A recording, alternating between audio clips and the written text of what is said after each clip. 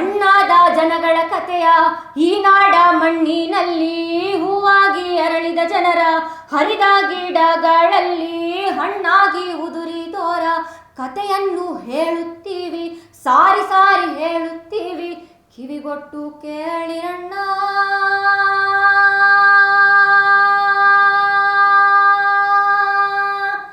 ನೋವಿನ ರಾಗವನ್ನು